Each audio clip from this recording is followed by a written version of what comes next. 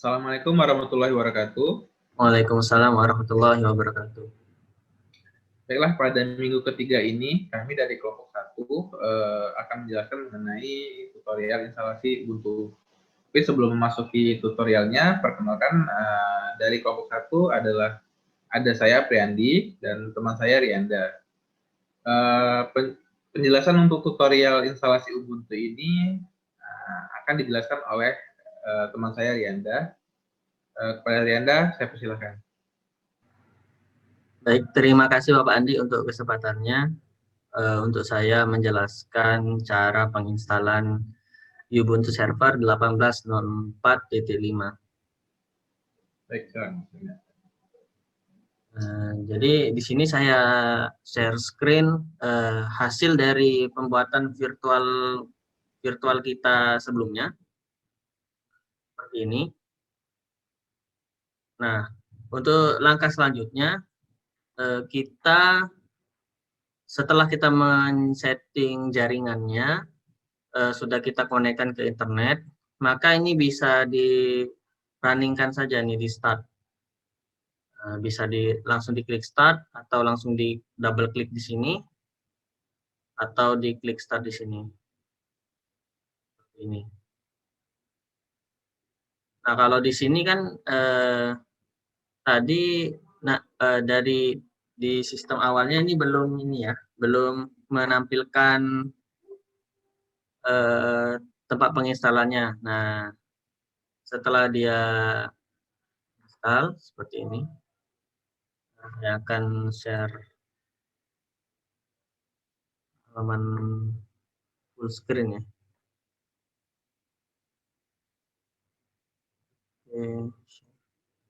Nah, untuk screen-nya ini apakah sudah tampil Bapak Andi ini untuk seluruh screen saya? Tampil. Nah, setelah kita menjalankan tadi, kita diminta untuk memilih ISO-nya atau maksud saya tempat kita akan meletakkan dari ISO-nya sendiri di sini. Nah, di sini karena dia drive D ini tidak ada di dalam laptop saya, dikarenakan di sini di sistem juga ini tidak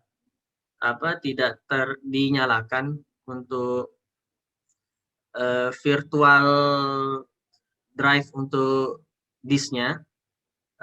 Jadi ini nanti kita pilih dulu tempat ISO-nya, di mana kita ingin memilih ISO-nya. Nah, jadi kita pilih ISO-nya sesuai dengan yang kita inginkan, seperti ini. Dikarenakan kita akan menginstal ISO dari Ubuntu Server 18.04.5, maka tinggal dipilih saja ISO-nya ini, pilih, kemudian klik Start. Maka akan langsung dilanjutkan proses penginstalan dari Ubuntu-nya.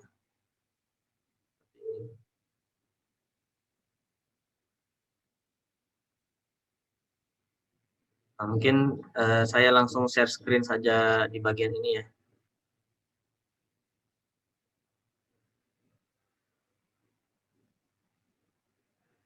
Seperti ini.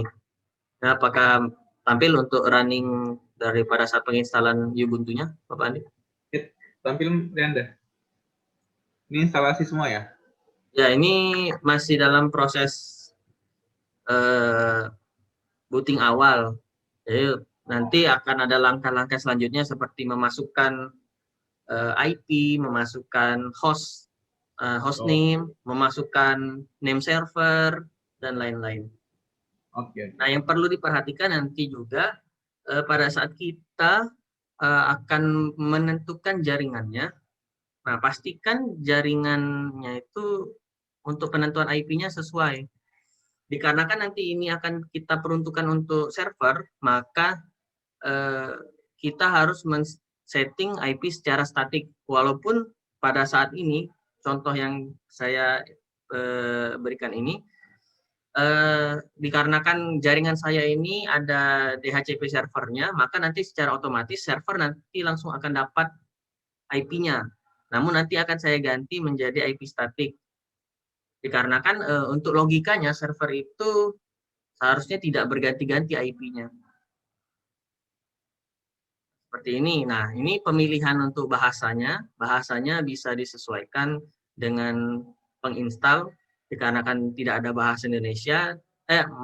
Bahasa Indonesia ada maksud saya, namun saya lebih familiar dengan bahasa Inggris. Terkadang kita lebih bingung pada saat melakukan penginstalan dengan bahasa Indonesia. Jadi tinggal diklik saja bahasa yang ingin dipilih. Saya memilih bahasa Inggris. Next. Nah, kemudian apakah kita ingin langsung melakukan update ke versi installernya atau tidak? Untuk ini saya menyarankan agar dapat langsung dilakukan update. Jadi dipilih update to the new installer. Tinggal ditunggu prosesnya sampai proses update dan installnya ini selesai. Nah, untuk proses kecepatannya sendiri ini tergantung dari kecepatan internet Bapak Ibu sendiri. Nah, jadi kecepatannya nanti bisa bervariasi. Oke, tinggal ditunggu saja. Oke, setelah dia melakukan proses update tadi, selesai. Nah, untuk selanjutnya memilih layout dari keyboard yang akan digunakan. Lazimnya kita di Indonesia mungkin masih menggunakan layout dari English. Nah, apabila Bapak Ibu ini berasal dari Rusia atau Cina, Jepang, nah mungkin bisa disesuaikan dikarenakan ada alfabet-alfabet tertentu yang harus dimasukkan di layout tersebut. Untuk saat ini kita menggunakan layout yang default saja, English atau dari US. Nah, apabila Bapak atau Ibu memiliki keyboard khusus sendiri, layout sendiri yang tidak lazim digunakan, ya bisa di-identify sendiri di sini. Oke, dan nah ini yang saya maksudkan tadi. Di sini ada IP. Nah, di mana di sini bisa kita lihat bahwa IP yang terpasang di server saat ini yaitu IP yang didapatkan secara dynamic. Dikarenakan ada DHCP server yang terhubung di server ini. Nah, dikarenakan nantinya kita tidak menginginkan adanya perubahan IP secara tiba-tiba dikarenakan IP dynamic, maka IP ini kita harus ganti dengan IP static. Tinggal diklik, kita menggunakan IP versi 4. Nah, di sini kita ganti static, manual. Untuk IP-nya sendiri ini sebenarnya bisa mengikuti IP yang sudah didapatkan secara dynamic di sini. Atau Bapak Ibu juga bisa menggunakan IP yang masih satu segmen dengan jaringan yang terhubung dengan perangkat Bapak Ibu. Tinggal diklik di sini manual. Nah, di sini masukkan subnetnya. Nah, untuk subnet ini mungkin di antara Bapak atau Ibu ini lebih mengenalnya dengan IP network. Tapi diiringi dengan adanya slash atau jumlah subnetnya. Jadi dikarenakan jaringan saya ini menggunakan IP 10.111.102. Nah, yang tadi saya mendapatkan IP 239 kalau tidak salah. Nah, di sini bisa saya buat 23 karena dia slash 24, otomatis networknya pasti 0 di sini. Slash 24 seperti ini. Nah, untuk IP-nya sendiri, nah bisa disamakan dengan IP yang kita dapatkan secara DHCP tadi. Misalkan 10.111.102, 239. Oke. Nah, selanjutnya gateway-nya. Nah, gateway ini IP yang terpasang di routernya. Jadi untuk yang menuju ke akses ke internetnya ini IP-nya berapa? IP yang terpasang di router. Dikarenakan di jaringan saya untuk gateway-nya ini dipasang 1, maka saya akan tuliskan dengan IP 10.1.10.102.1. Nah, untuk name servernya ini bebas, Bapak atau Ibu bisa menggunakan name server favorit masing-masing. Namun rata-rata orang menggunakan DNS-nya Google 888 atau secondary-nya 8.8.4.4. Atau apabila Bapak Ibu ada DNS sendiri, bisa digunakan seperti DNS saya 103, 138, 143, 10. Nah, untuk search domain ini bisa diisi atau tidak. Ini hanya tambahan saja untuk pelengkap dari servernya. Nanti bisa disetting ditambahkan selanjutnya. Untuk saat ini kita tidak membutuhkan, maka kita bisa skip di situ, tinggal diklik save. Oke. Nah, tadi kita lihat di sini not connected ya. Ada dan not connected-nya hilang. Artinya IP ini sudah terhubung ke jaringan yang ada internetnya. Jadi untuk setting networknya ini sudah berjalan artinya. Oke, kita tinggal klik done. Nah, untuk proxy sendiri, apakah di sistem Bapak Ibu ini menggunakan proxy tertentu atau memiliki server proxy di instansinya masing-masing? Nah, dikarenakan ini untuk contoh, saya tidak menggunakan proxy apapun di sini. Jadi saya skipkan saja dan saya langsung enter dan. Nah, untuk mirror address-nya ini tempat di mana nanti Bapak atau Ibu meminta atau sumber dari paket-paket Ubuntu yang akan diinstal. Nah, nanti sumbernya Bapak atau Ibu ingin menggunakan secara default yang di ID arsipubuntu.com atau Bapak atau Ibu memiliki mirror address sendiri. Nah, ini bisa diganti seperti itu. Saya menggunakan default saja di webnya Ubuntu sendiri. Oke, tinggal di done. Nah, kemudian kita lanjutkan dengan pemilihan harddisknya. Dikarenakan kita nanti akan menggunakan seluruh harddisknya, ya langsung saja dibiarkan saja di tanda cross atau tanda silangnya. Apabila tidak ingin, Bapak atau Ibu bisa menekan tombol spasi untuk, mohon maaf, maksud saya tinggal di disable untuk yang ininya. Nah, dikarenakan kita akan menggunakan seluruh jumlah harddisk yang sudah kita buat sebelumnya atau virtualnya, maka kita akan lanjutkan saja atau kita pilih done. Nah, ini untuk spesifikasi dari harddisknya ingin dibuat seperti apa. Untuk lebih advance-nya mungkin bisa kita ganti, misalkan untuk LVM, untuk virtual machine-nya, mau logicalnya mau dikasih berapa totalnya, seperti itu. Apabila ingin diatur ya secara rinci. Namun kami menggunakan secara default saja untuk ininya, untuk harddisknya. Jadi sebagaimana ketika kita membuat alokasi harddisk di awal, bahwa nanti di sini bisa kita lihat bahwa maksimal yang tersedia di sini sisanya yaitu 58,996 giga dari yang 60 giga yang kita alokasikan tadi sebelumnya. Nah, seperti ini. Maka untuk ini karena kita tidak memerlukan untuk settingan advance untuk harddisknya, maka kita langsung bisa skip saja di sini. Tinggal di done saja. Oke, apakah Anda yakin? Pilih yakin. Oke, continue.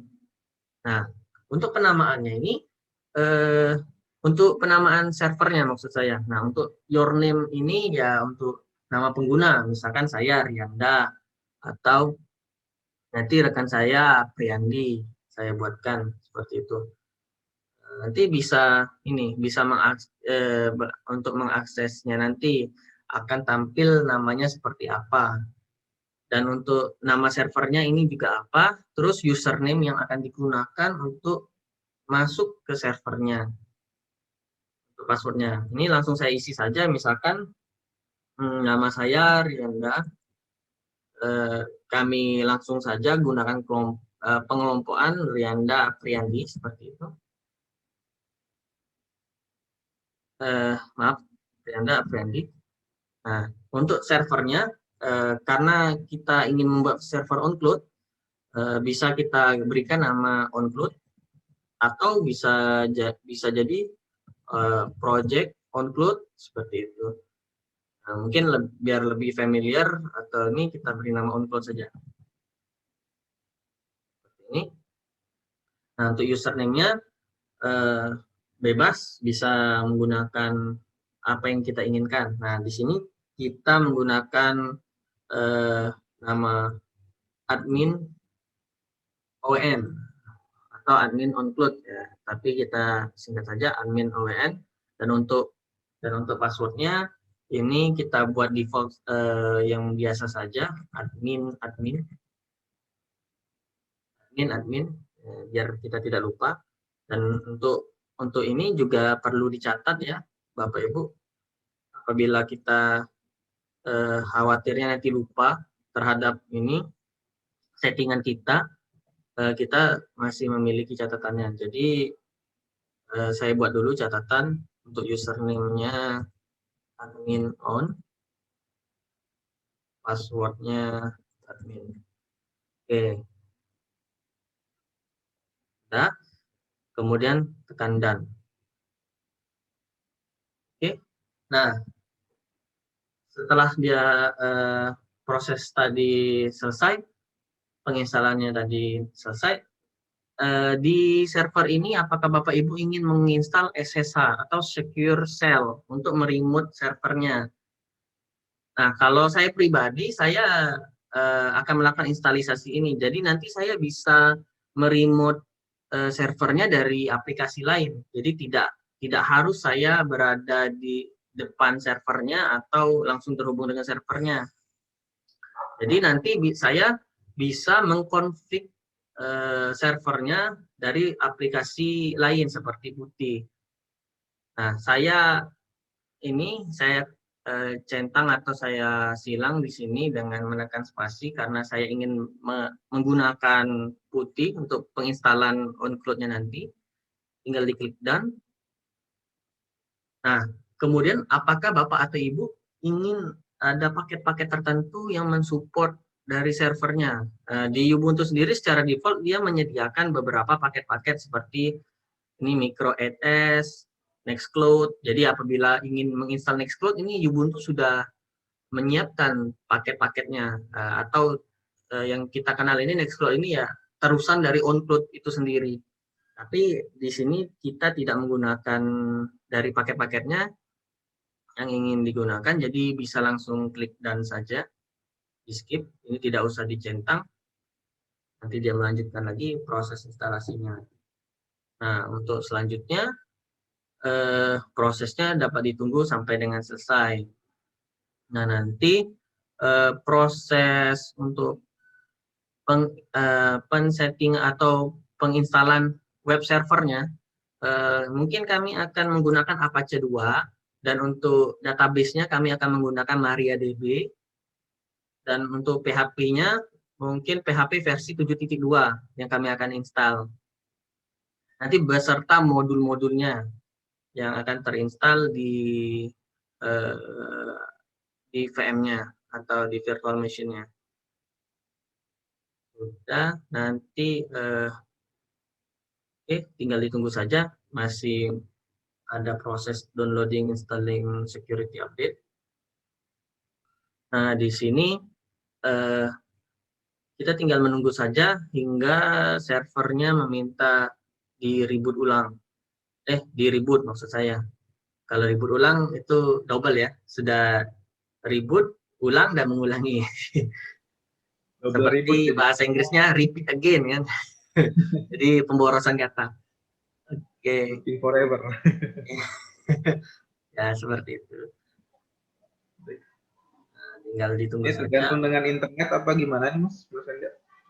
Ya betul Bapak Andi. Ini juga tergantung dari internet dan server Ubuntu-nya juga. Maksudnya tempat arsipnya tadi kita meminta datanya tadi. Jadi kalau misalkan di sana juga trafficnya dibatasi, lambat, ya kita juga bisa kesulitan juga di sini lambat. Betul. Ini tinggal ditunggu saja sampai proses downloadingnya selesai. Itu. Kita tunggu. Ini ya mungkin perlu kesabaran, bisa ngopi-ngopi dulu Bapak Andi, bisa buat kopi dulu, makan siang. Gitu ya. Tinggal dulu pulang Biar balik bisa lagi ditinggal selesai dulu, gitu kan. pulang balik lagi, sampai dengan selesai. Sampai ini. Oke, biasanya nanti kalau dia sudah selesai, dia minta di apa? Ribut. Dia minta di reboot. Tunggu aja Mas Yanda. Ya, ini kalau mau lihat lognya Bapak. Saya ragu nanti dia tidak berjalan. Jadi kita lihat saja lognya. Nah, yang ini yang saya bilang tadi. Di sini bisa kita lihat kan ada ID arsip Ubuntu. Nah, dia menghubungi site-site ini. Nah, dia meminta file di site-site ini. Nah, terus dia menjalankan ini, update ini. Nah, karena kita tadi tidak membuka lognya, ya dia tidak muncul seperti itu. Kita tidak melihat prosesnya. Apabila ingin melihat prosesnya seperti ini, apabila Bapak atau Ibu ragu dengan apakah dia masih berjalan atau tidak, sistemnya ini masih progress install atau tidak, bisa diklik saja di lognya.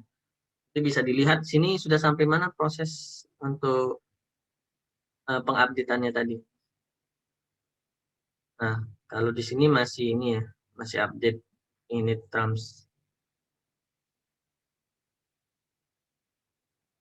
Nah, kalau penasaran tinggal dibuka saja di view full log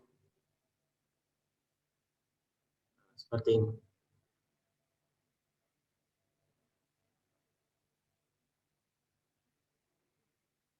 Nah, di sini sudah kita bisa lihat ada done ya. Apakah dia sudah selesai? Mari kita lihat. Belum. Dia masih proses update.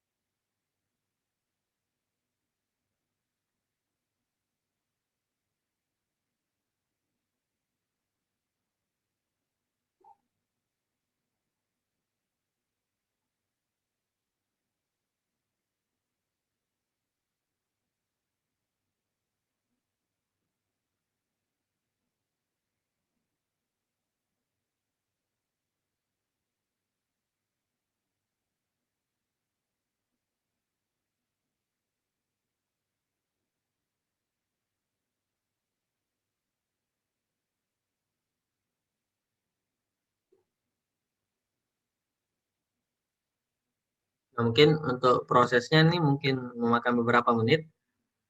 Mungkin kita bisa tinggal sholat zuhur dulu ya Bapak Andi ya. Bisa ini Iya, agak lama sepertinya. iya sambil menunggu ini ya. Tapi Ya, ini proses recordnya tetap kita rekam ya. jalankan. Oke, Boleh silakan. Oke, saya izin dulu Bapak Andi ya. Sama, saya juga izin. Kita tunggu selesai ya.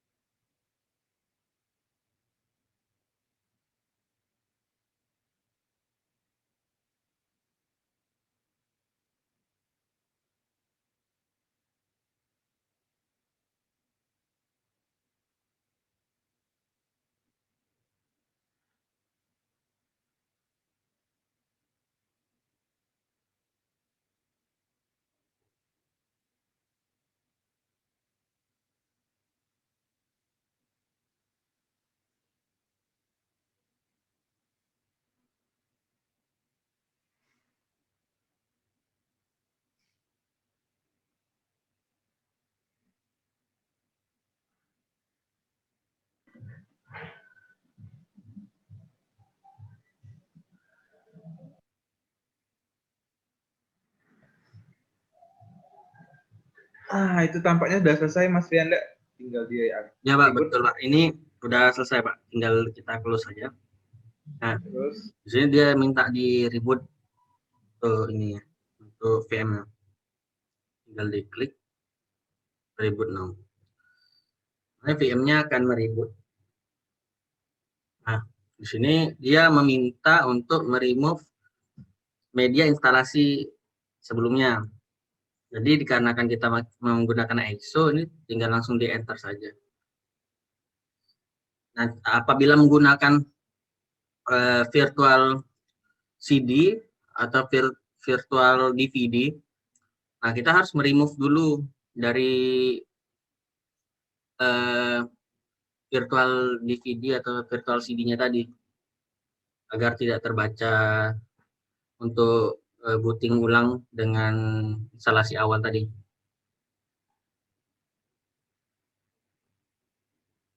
Oke.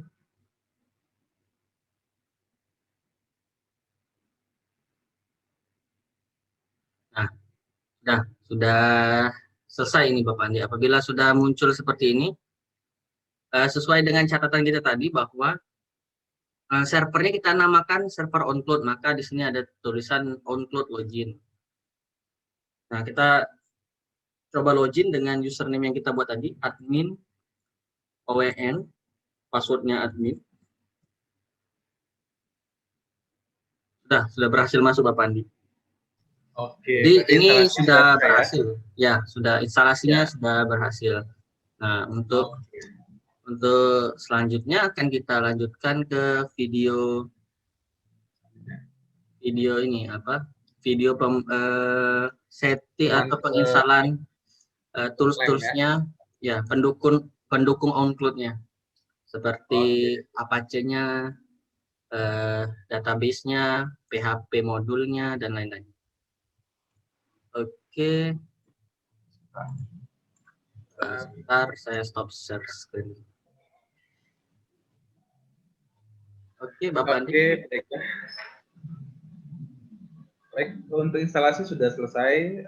Begitu tadi tutorial cara instalasi untuk instalasi Ubuntu di VirtualBox. Baiklah, itu untuk yang ketiga. Terima kasih atas perhatiannya. Assalamualaikum warahmatullahi wabarakatuh. Waalaikumsalam warahmatullahi wabarakatuh. Langsung